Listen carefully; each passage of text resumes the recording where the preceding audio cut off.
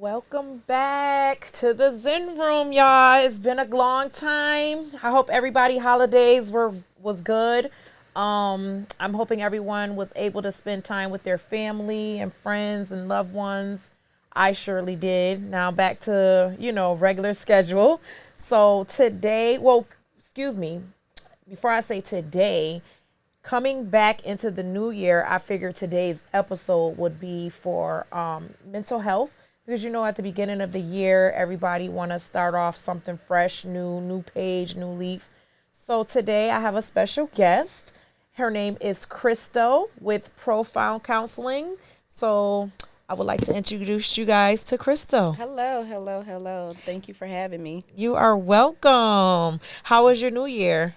Good. It was really good. It was good. Yep. You got a chance to, be with your family and friends? Yes. Okay. Yes. Can you tell the people a little bit about yourself, your handle, the name of your business, and so forth? Yep. How they can contact you and reach you, I should say. Yep. I can do that. So I am Crystal. I own Profound Counseling. I'm located in Charlotte, North Carolina. At this moment, I'm fully telehealth. Mm-hmm. So I'm licensed in North Carolina, Georgia, and Florida. Oh, okay. Yep. Worldwide. Yep. So people can find me on Instagram at profound_counseling, Facebook, Profound Counseling, and my website is profoundcounseling.com. Okay. Make sure you guys hit her up, profilecounseling.com, and all her handles, Profile Counseling. This is Crystal. So let's get into some things. New year, new beginning. I know we was chopping it up a little bit before we, ran the cameras.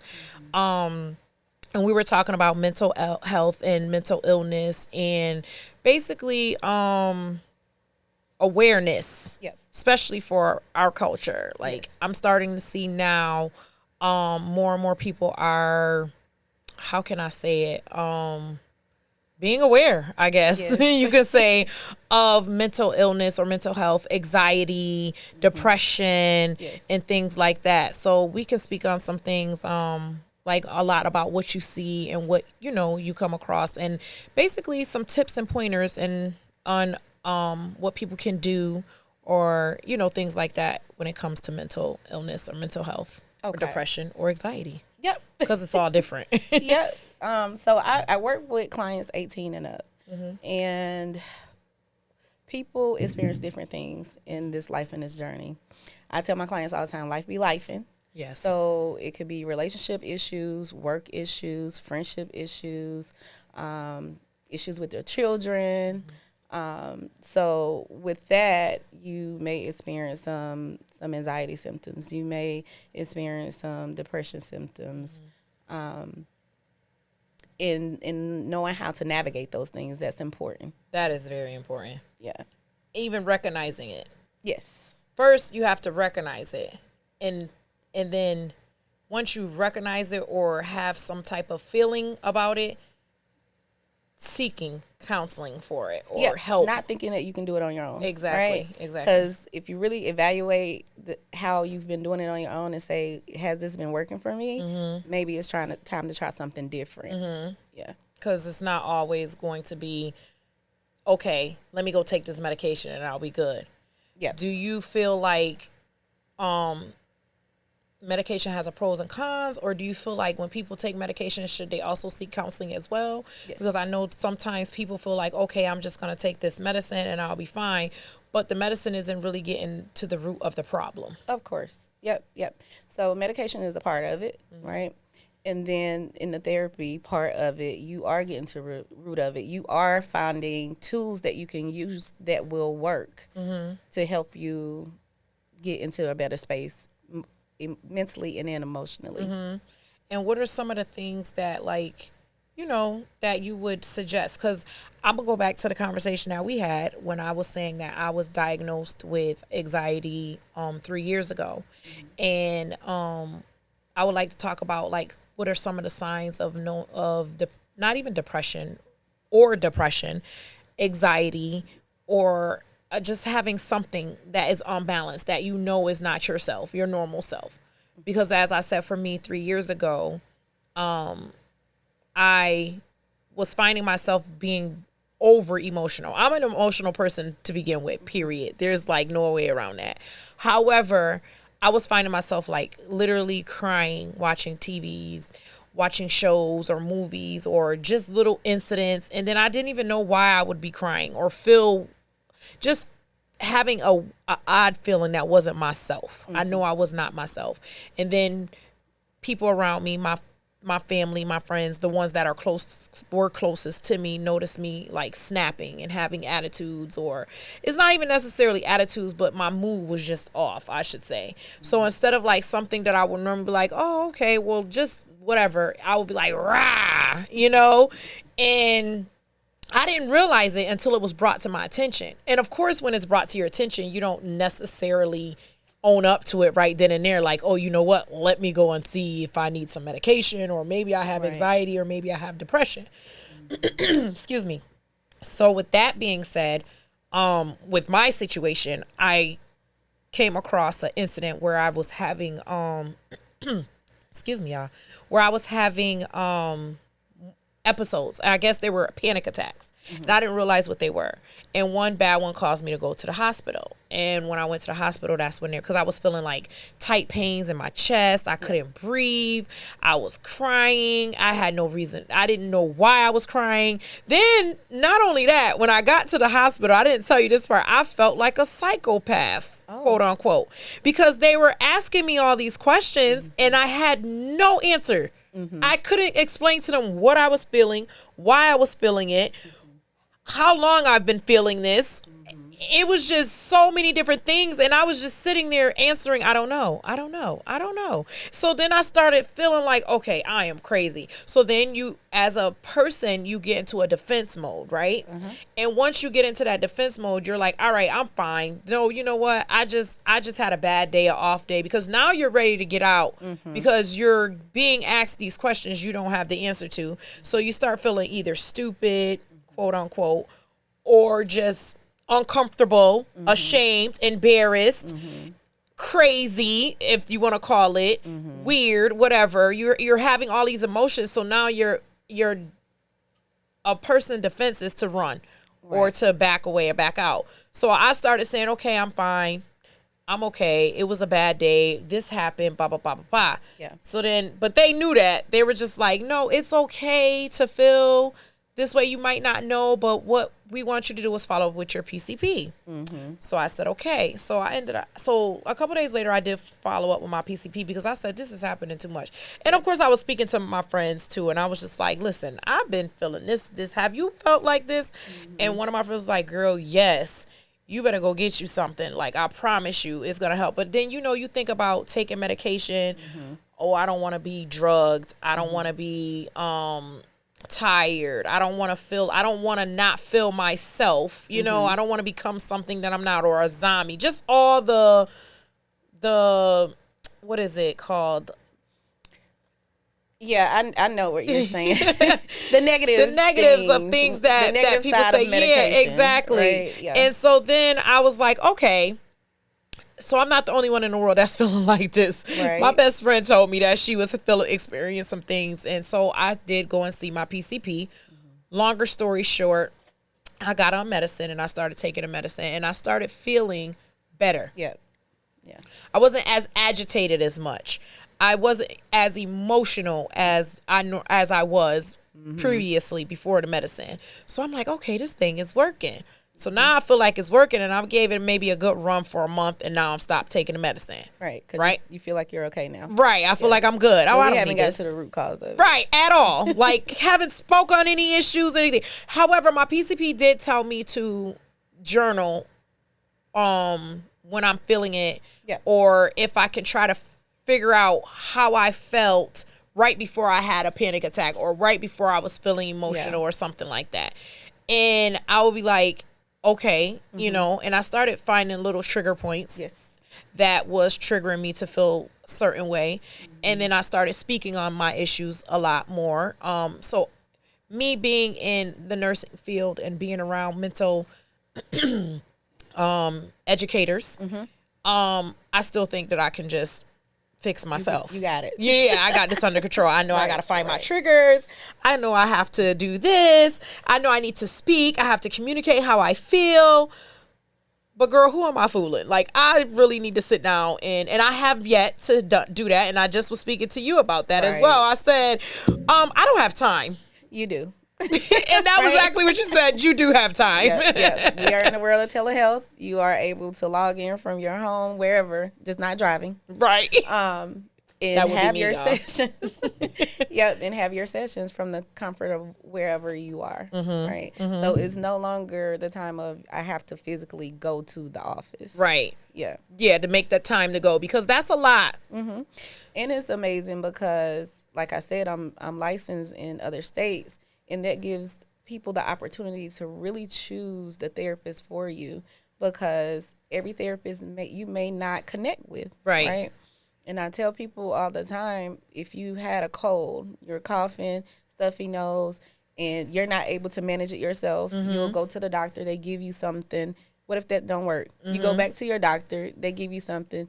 That's not working either. What are you going to do? You're probably going to try to find another doctor. Exactly. Right? Exactly. Same thing with mental health. Keep going until you find that therapist that you can really connect with. And that you feel comfortable with, that you feel like understands you. Yes. So don't just give up if you feel like that one person that you went to you don't have a connection with, or whatever the case may be. Just keep trying, because it's going to be plenty of avenues that you might have to, dive through to get to that right person. Yep. And even, keeping that line of communication. I know everybody may not feel comfortable in your session and saying, I don't think this is working for me. Do you have any referrals of another therapist? That therapist might ask, well, what's not working for you?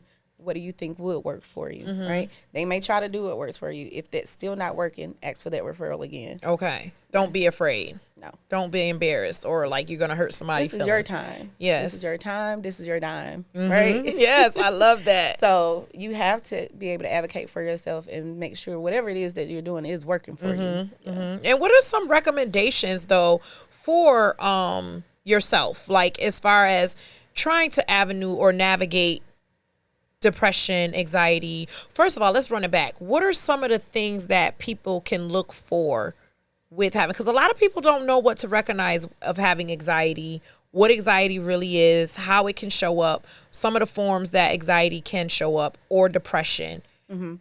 So like, what are some of the things that a person can be like, oh my God, you know what? I have been doing X, Y, and Z, or this is like, what are some of the highlights? Symptoms. Yep. So everybody's different and it shows up differently, right? So most people would think depression is I'm laying in bed all day. I'm not bathing, right? That is a symptom, but you have functioning depression too, where you're able to bathe and get ready and go to work and come home and cook and show up for everybody else except for yourself. So it's more of identifying, like, what are my moods? What are the emotions that I'm feeling? And when I ask clients about their emotions, they tell me a thought. I feel like I don't want to go to the store. That's a thought. Okay. Right? Emotions are sad, happy, embarrassed, attacked, offended. Those are the emotions that probably need to process and think about, like, what are some of the emotions that I've been feeling in my days? Am I irritable? Okay. Right? Do I feel myself frustrated all the time? Okay. That's a symptom of depression. Okay. As well. Okay. So those are some of the things. Anxiety is, I'm feeling overwhelmed. Right? So most people would think, oh, I'm just overwhelmed. It's just stress. It could be a symptom of anxiety, or I don't want to go because I don't want to deal with people. Right? That's a form of anxiety. Right? Yeah, that's a big flag. Yep. Because we are human, and humans are made to interact with one another. And I never really understood people that be like, I don't like people. Well, what do you like? You are a human. You are a people. Right. You are a person. You know what I'm saying? Like, you are people. Yes. You are part of the people. You are a person. How do you not like to be around people? I feel like that's a red flag for anxiety, depression, or some type of mental illness. Well, so of course you have like introverts, extroverts. Yes. To say the least of, it's more when you talk about personality types, but with introverts, they energize in isolation. Okay. Right? To deal with people socially, that drains them. Right? With extroverts, and I'm an extrovert, we get our energy from socializing. Yes, me. Being around people. I can isolate for a minute, but for me, I need to You be need with to people, be around get people that and energy. interact and you get Right. energy. Exactly. Yeah. So that's if someone is saying I don't like to be around people, it's draining for them because when they are around people, most of the time, and it's some other things that could be in play too, but most of the time they're in their head a lot thinking about, well, what's my next response? How am I showing up? How is this person looking at me? Are they saying this about me? Things of that nature. Paying attention to more of how they're being viewed when they're out. And it can be draining. Yes, right? that can be draining. And I'm not saying like it's not okay to be. I just feel like as a human being, we were made to interact with people. With others. So sometimes when people, not even just, introverts, but like some people, I feel like sometimes, and it's not like for everybody, or I'm not saying putting this collar on a specific person, but sometimes I hear, because I be around a lot of people come on my bed, I'm socializing stuff, and a lot of people will be like, oh, I don't like people, or I don't like being around people. And it's like, is it that you're an introvert, or is it you're feeding this to yourself? So now this is what you've been accustomed to, and you don't know how to be around people. So is it that you don't know how, or you don't like to? It's or is it a little bit of both? So many things, right? It's so many things. Like I said, everybody is different, so everybody have their own reasoning for why they're saying that. And it's not that you don't like people, right? Because you like people, you have your people, right? You're the most comfortable around, right? It's the fact of engaging with new people, right? And that takes special skills, right? And having the tools to be able to do that, because you got to think about what your boundaries are, right? You got to think about how your communication style is, right? Everybody's not receptive of certain communication styles. So, like I said, when you are interacting, when certain people are interacting with new people, that's a lot of those things that's present for them, right? And it can be draining for that person. So by the time they're done, it's like, whew, I got out of there. Like, I think everything we good. And they could be overthinkers. Like, well, I hope when I said this, they didn't think this, or But and it don't have to be an everyday thing. I just feel like sometimes you have to get out and just interact, face it, do something. Like me, one of my fears, or used to be one of my fears, was to go out to a restaurant by myself. Okay. Go to the mall by myself. Like, because I would feel like everybody's going to be looking at me like, why is she out eating alone? So let me interject right here. Okay. You said I would feel like, right? Right. That's not an emotion. Right. That was a thought. That was a thought. Right? I am a CBT therapist, and what we believe is... What's a CBT therapist? Cognitive behavioral therapy. Okay. Yep. Okay. Let the people know. What we believe is that our thoughts create our emotions. So something happens, you think about it, there's an emotion present, right? And then behaviors after that. Okay. So you telling yourself what you told yourself, which created that emotion, right? Whatever that emotion is. And then your behaviors is holding back from experiencing these things because it's just you. Yeah. And so then I started doing that. Not so much eating out by myself, because when I go out to eat, I like to chat. So, like, that's like a fun time for me. I don't look at going out and sitting alone as like a getaway. Okay. For me, yeah, personally. I want to have a drink. I want to eat. I want to chop it up. I want to, have conversation, laugh, or whatever. My me time is in the house, in my room, or in my tub, or just in my own little space with no distractions from anybody. And I call it fucking off. Okay. Gotcha. I call it fucking off, because that means I don't have a time to do anything, a specific time to do anything, right, or a specific thing to do. And I don't have to worry about time management. So when I fuck off, I want to fuck off alone. I want to watch TV. I want to scroll on my phone. Maybe have a conversation with somebody on the phone, fuck off with me. Right. Hey, what you doing? Oh, okay, nothing. And then once I'm done, I'm done. But I want to end it when I want to end it. You know what I mean? Yeah. Like something like that. That's my me time. But I know some people, me time is going to have dinner alone or Right. to drink alone, to get out the house, to get away, or something like that. Yeah.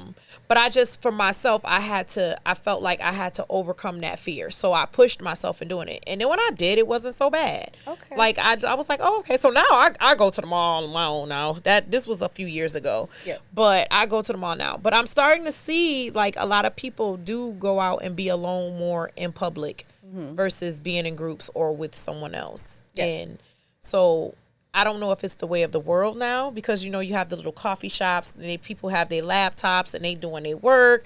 People are working from home and they're like alone. They got their earbuds in and they be zoning out.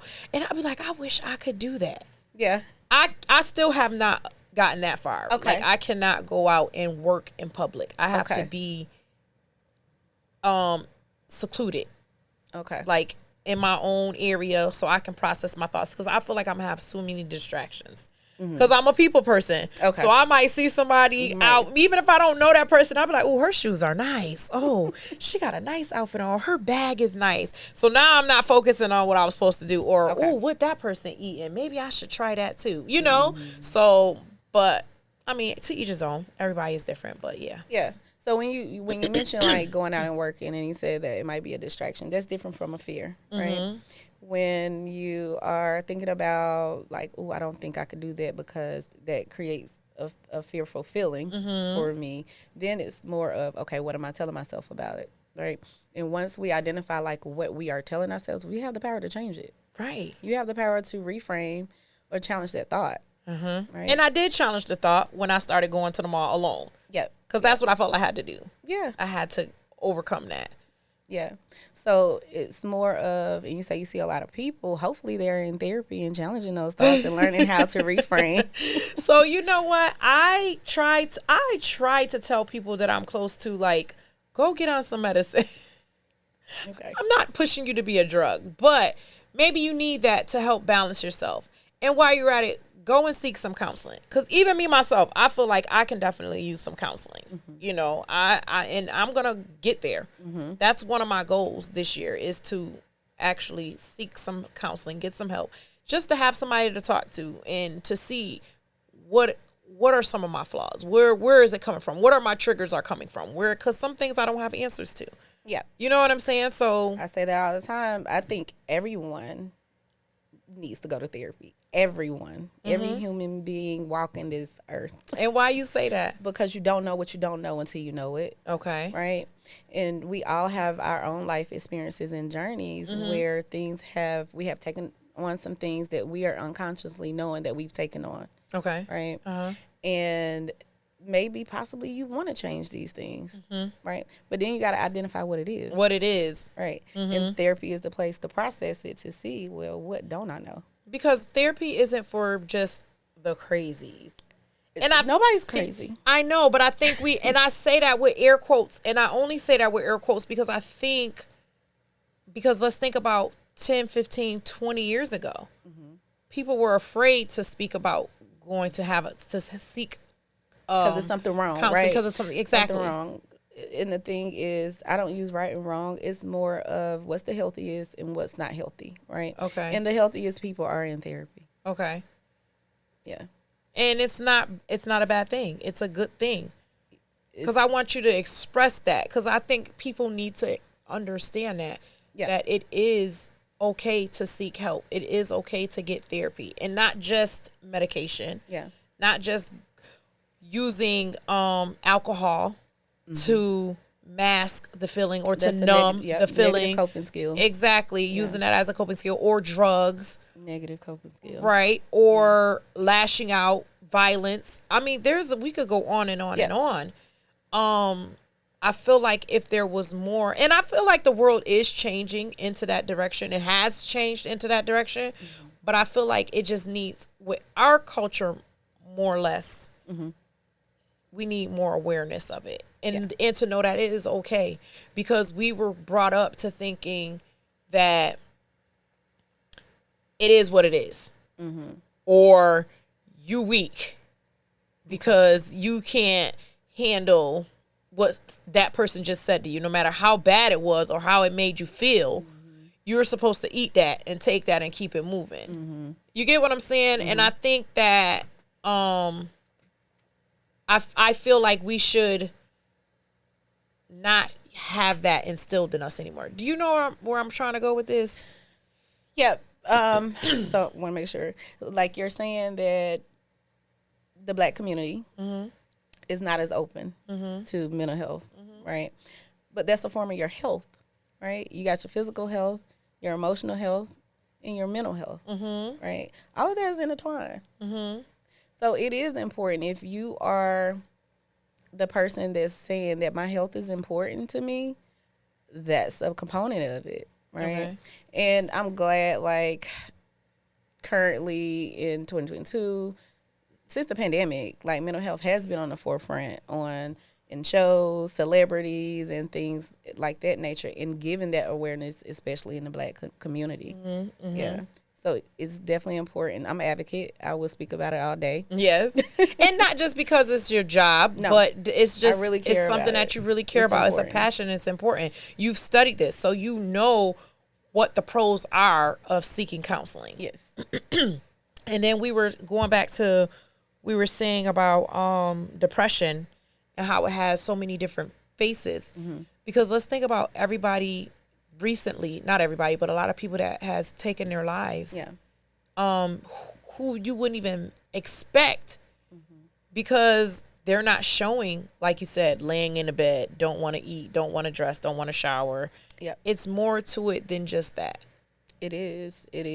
And that's another thing with people. I'm just going to say people. We have to feel safe enough to even communicate, I'm not okay. All right. Like you said previously with saying, or you're weak, right? When someone is saying, I'm not okay, it's okay to not be okay. Be okay. Yes. Yeah, it's okay. And giving the people around you that space to say, I'm not okay. Right? Most people don't know how to deal with that, right? Somebody say, I'm not okay. You're like, oh my God, what do I do? Right. Right. Yes. Like, I'm uncomfortable. But please be okay. Right. For me, for right now. Now, you don't have to be okay somewhere else. Right. But while you with me, be okay. Please be okay. So these are the things you do when someone is saying that they are not okay. Ask them, what do you need? How can I support you? Have you thought about therapy? Make an appointment with your doctor. Have a conversation with them. Things of that nature. Like, you're not okay. Like, what? Your life is great. You cannot tell somebody their life is great because you're not living their life. Yes. You get bits and pieces of someone's life. Even your spouse. You still get bits and pieces. You don't get everything. Right? So when this person is saying, I'm not okay, you can't automatically assume, you're okay. I see you every day. I see that you're going to work and hear what they're saying. Right. Because that's like a calling for help. Yeah. Without saying you need help. Yeah. So if somebody's saying they need a break or I'm overwhelmed or I'm tired, being tired doesn't necessarily mean sleepy. Right. You know what I'm saying? Like, because a lot of people feel like when somebody say they tired, they're sleepy. Oh, well, get some rest. No. Right. I don't need rest. Don't offer up any unsolicited advice. Okay? It can go left real quick, right? So it's more of, what do you need? Right? How can I help you? Tell me what you need, right? You don't know. When you figure it out, let me know. How can I support you? Can I give you some thoughts, right? This is you saying, okay, I'm open to some thoughts. If you say, nah, I don't really want your thoughts. This is what I need. Then that person gives that to you. Or, again, therapy. Talk to your doctor. Right. The main things. Yeah. Because a lot of people do reach out. People be like, oh, this person I didn't know this person said no, but this person was crying out for help. We just choose not to take that moment, stop, and listen. Because it makes you uncomfortable. Because it makes you uncomfortable. And when it makes somebody uncomfortable, they clam up. They shut down. Or if it's not making them uncomfortable, maybe they're just not paying attention. because we're moving so fast. Everything is just so fast, so fast, so fast that when somebody is bringing something to your attention, you're not really paying attention. So you kind of like shove it off to the side and be like, oh, they'll be all right. Let me finish doing this real quick. And next thing you know, it's a whole snowball effect or something possibly could have happened. Correct.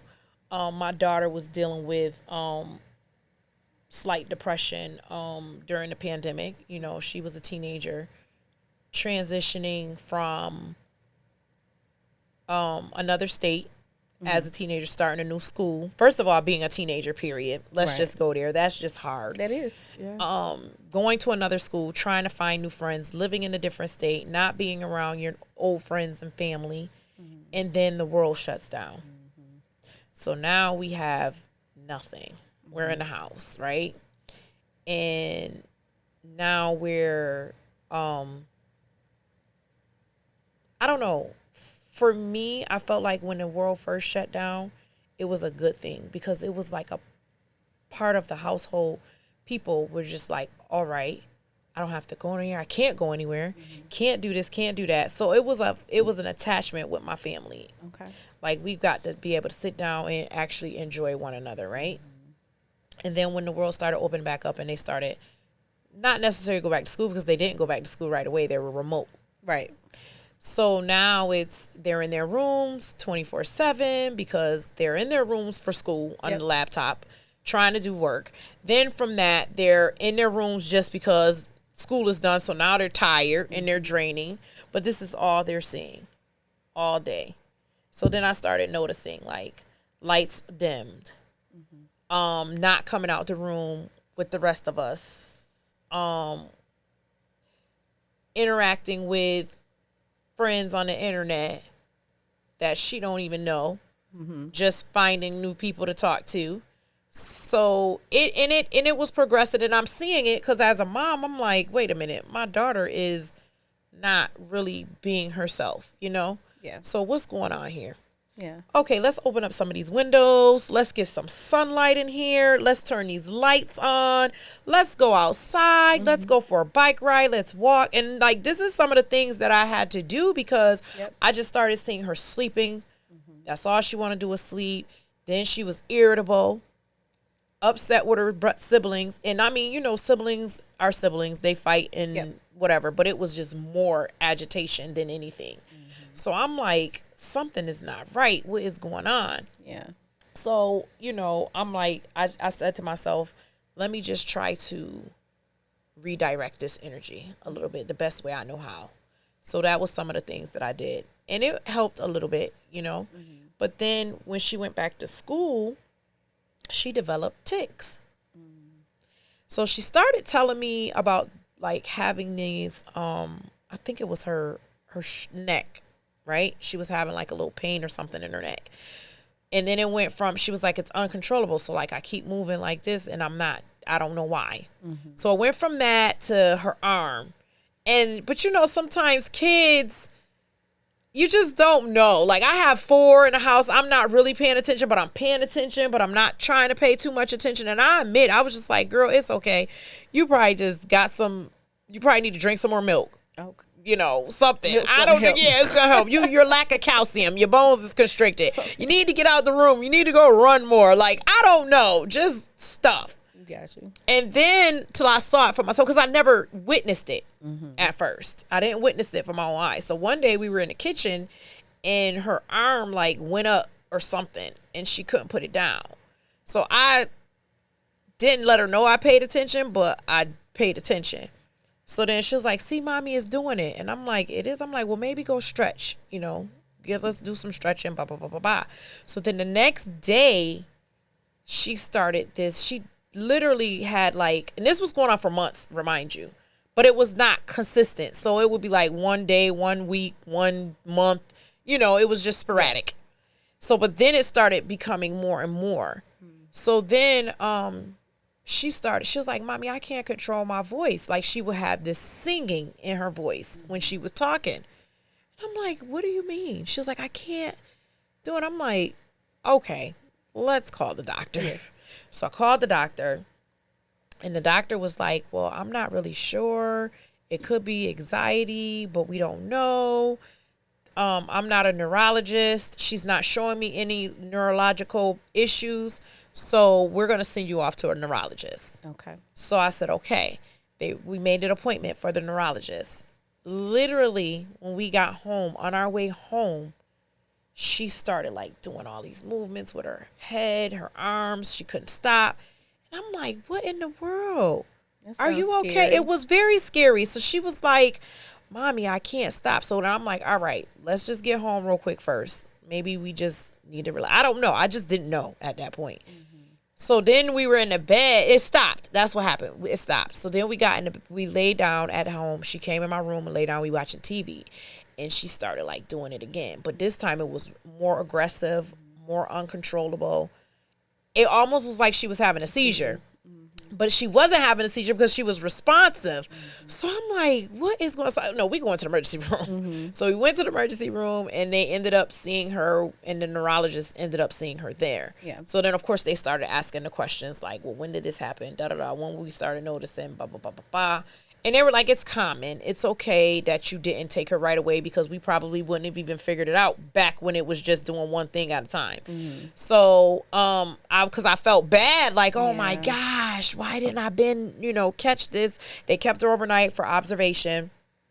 And, so then they were like, well, a lot of kids were developing tics from the pandemic. They were seeing a lot of more kids and teenagers developing the tics during the pandemic. So the neurologist that was there was telling us that she went from seeing 1 to 3 a year to literally about, I want to say 3 times more than that. Wow. Within that year. Wow. And I was like, oh my gosh, are you serious? And she said yes. Wow.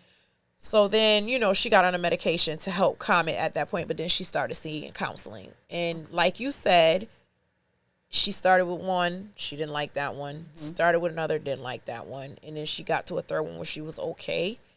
But then she was just like, Ma, I just need a break. I don't want to do it anymore. So I was like, it's okay. We'll try again in a couple months, and see it. But I have noticed that her moods has changed. She's been doing good. She's active. She's out. She's doing more.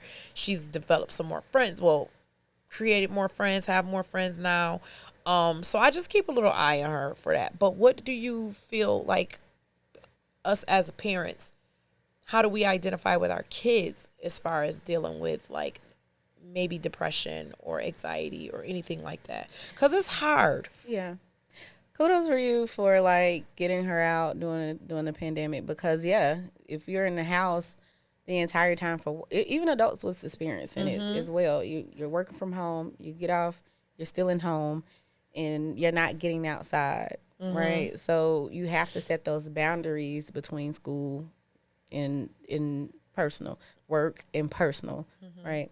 So when it comes to the kids, like you said, noticing that they're sleeping a lot, noticing their grades, changing behaviors, irritability, and then asking them like, okay, how open are you to going to therapy? Because if they're not open, it's not gonna work. Right. You have to be a willing participant. Right. To and that's with anybody, right? Yes. Yes. So it sounds like what she was experiencing was symptoms of stress, right? If we don't take care of our emotional and mental health, it comes out physically in aches and pains, switches, all of that. Yes. Right. So saying, oh, my back been hurting. I got this pain here. I've been having headaches. Okay, maybe you need to check your mental health too. Right? Maybe it's coming out in the physical. Okay. Yeah. So again, with children, definitely keep an observation on, are they sleeping a lot? Well, are their grades declining? Behaviors that's coming out of nowhere that you're like, well, what is going on? Maybe it's time to talk to somebody.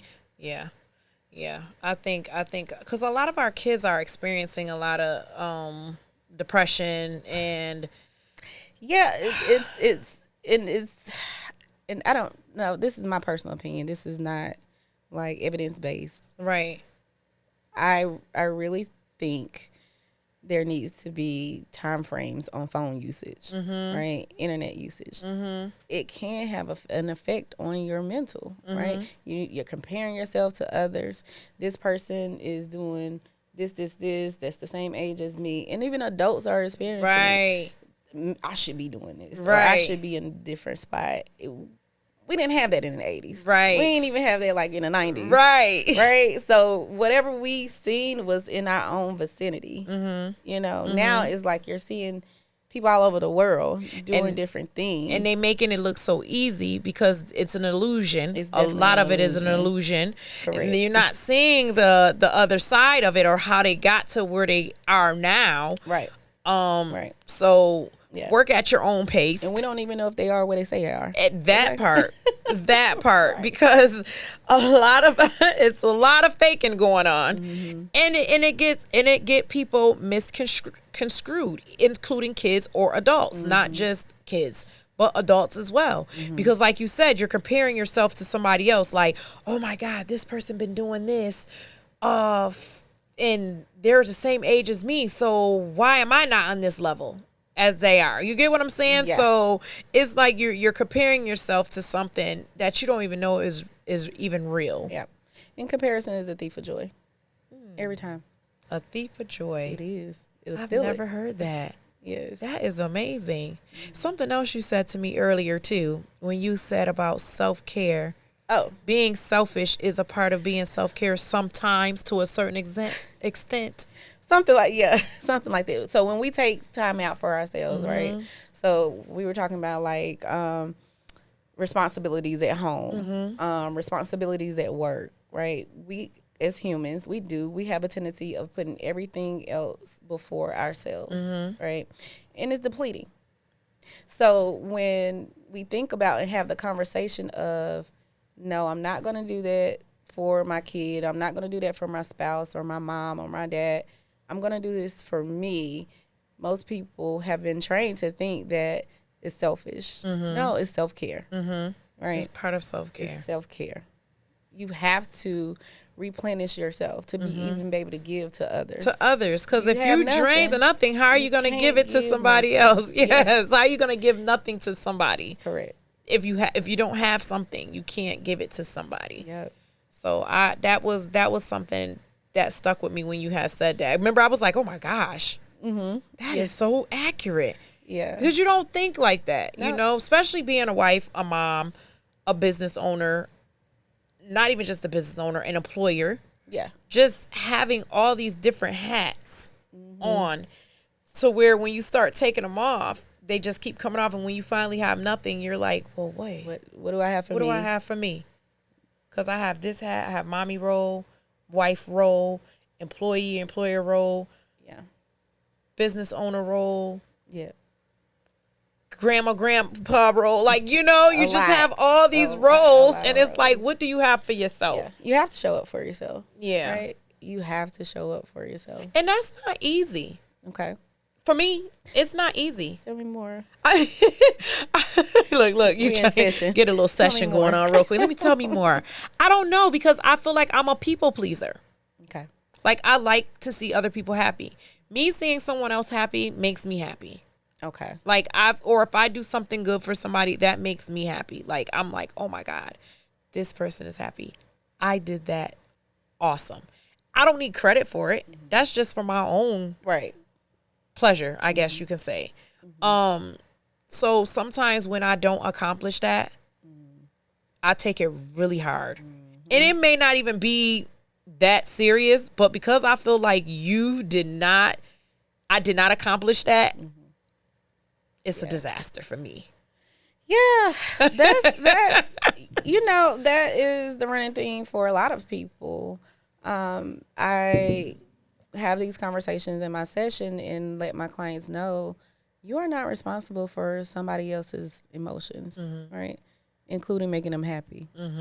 No, that's a big responsibility. How many people do you know? Right. That's a heavy weight to carry. And also, our emotions are a product of our own life experiences and journeys. Because if you ever notice, one person may be offended by something, another person may take it as humor. Same situation. Because these two people, they have different life experiences and journeys.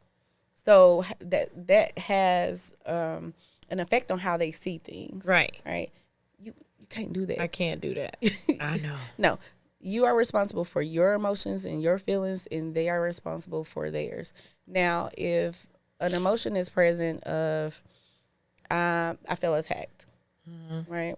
It's up to me to say, when this happened, I felt the emotion of attack, right? And moving forward, and it's because of my own life experiences and journeys. Like, you probably had no intent, right, of whatever I felt, right. So it's me communicating and saying, the feeling of attack was present for me when this happened. Moving forward, maybe this would work better when we're having our conversations or interacting. And you're like, okay, right, I can get that. Yes. Versus you made me feel right. Now it's on the defense with not being productive. Yes. Right? We want to have a productive conversation and have some results. Because that's leading to a whole nother. I'm putting the responsibility of my feelings on. That's a lot. Yeah. That's a lot. Yeah. Yeah. Gosh, yes. Because, what they say is not what you say, is how you say it. Yeah. And that is big. That is big because you can say something and don't mean it in the way that the person took it, but because of how you said it, it changed the whole perspective of what that person perceives from you. Yep. It's important to use I feel versus you did, right? When you begin a sentence with you, the person's automatically on defense. Defense mode. Yeah. You're not getting nowhere. Right. Because that can also be a trigger for that person. It's everybody's trigger. Because, right? Yeah. If I say, you left, da-da-da-da-da, you're going to be like, immediately trying to defend yourself. Yes, right? because I didn't mean it like that. Versus, when I walked in and I seen the thing on the, it's still on, I was like, wow, it didn't get turned off last night. Then you're like, oh, yeah, I forgot to do that. Versus you forgot to turn a... Right. Gotcha.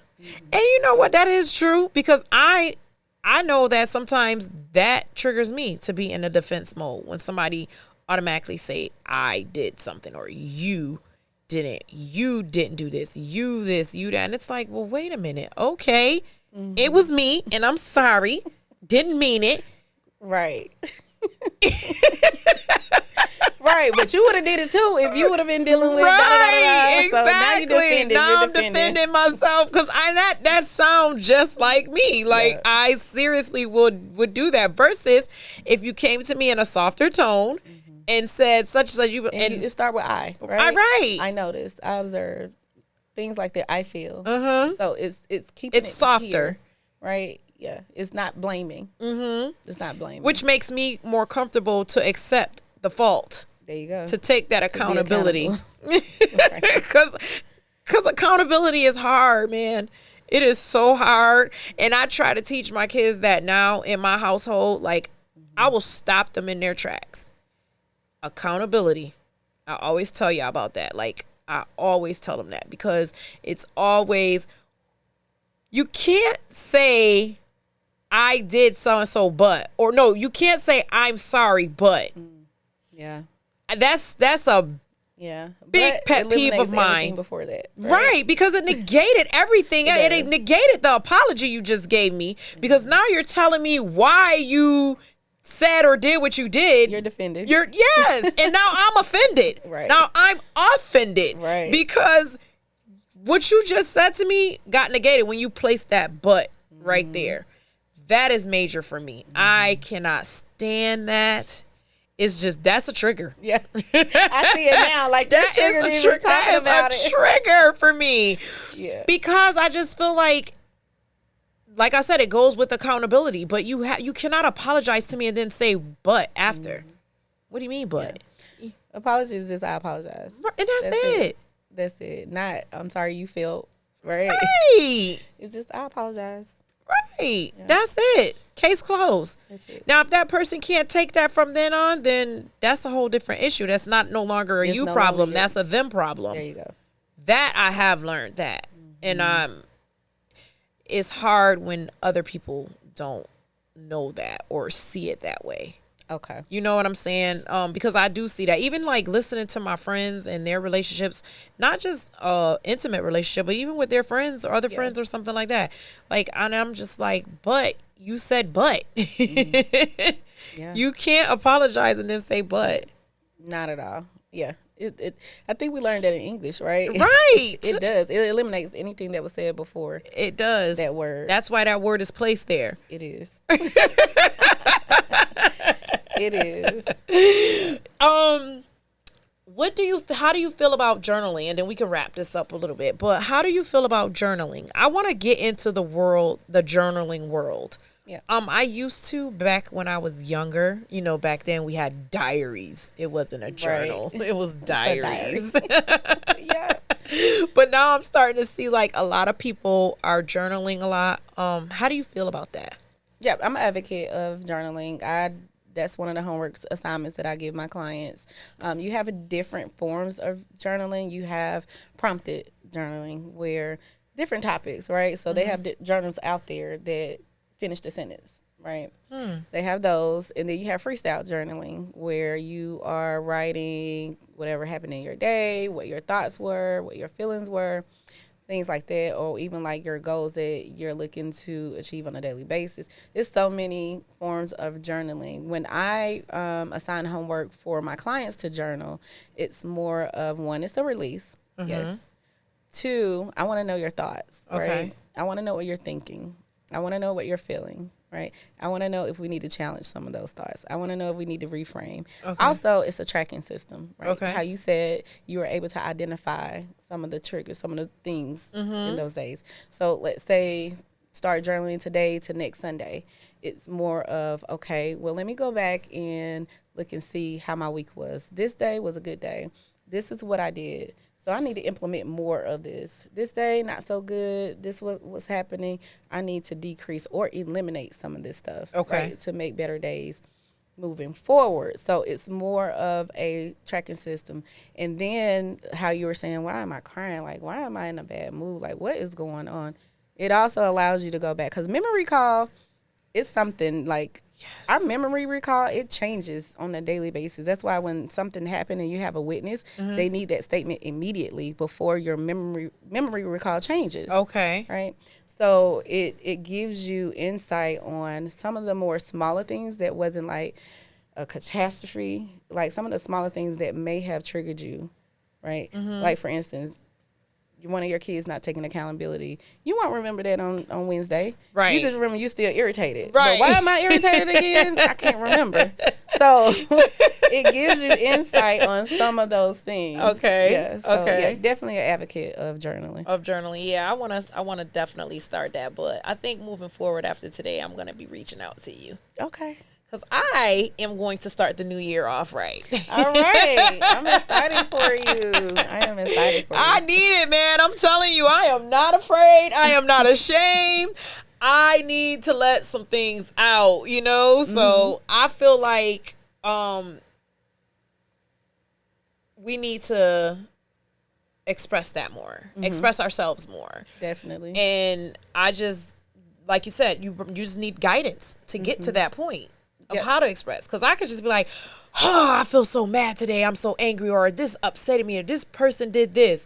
Okay, but why? Because sometimes I ask myself that, like, why did you just get so mad that this person cut you off on the highway? Right. You know what I'm saying? Right. Or why? What is going on? Because that was something so simple. What's really the problem? Yep, definitely. Yep. So, and one of the things that I educate my clients on is anger. Like, anger is a defense mechanism. It's a secondary emotion. The primary emotions are the most vulnerable ones, and we are not vulnerable with expressing those, right? I'm embarrassed. I'm ashamed. I'm hurt, right? So I'm mad versus, oh, that was hurtful. Right. You're more vulnerable then, right? Right. So when anger is present for you, just know there's something more vulnerable under there. Because even if somebody be like, oh, I hurt your feelings, I'm sorry. You be like, you ain't hurt my feelings. Well, but no, deep down, you did hurt my feelings. The or you action did the action that you did hurt my feelings. The emotion of hurt present for me. Okay. Yeah. Okay. It was hurtful. Yeah. It was. The statement had the emotion of hurt for me. Yeah. Yeah. So let's give the people your handle again, everybody. I hope y'all enjoy and tune in because I really do think that mental health is imperative. Like we need to Yes. tackle it. Yes. Get it under control. I feel like that's just gonna make the world happy once the world realize what is it that's making a person feel a way other than happy or good or something. I don't know. Some self-exploration. Yes, right? Exactly. It's definitely important. So again, my Facebook is Profound Counseling. Yes. My Instagram is Profound_counseling, and my website is profoundcounseling.com. Crystal, Profile Yes. Counseling. Thank you so much for coming on. I really it. appreciate you. Thank you. I really, really do. That was we just, like I said, we need to highlight that a lot more. Get it out there. Get your Yes. feelings out there. Express your feelings. Be able to express your feelings without feeling ashamed, sad, embarrassed. Agreed. You know? Safe space. Yes, exactly. Yeah.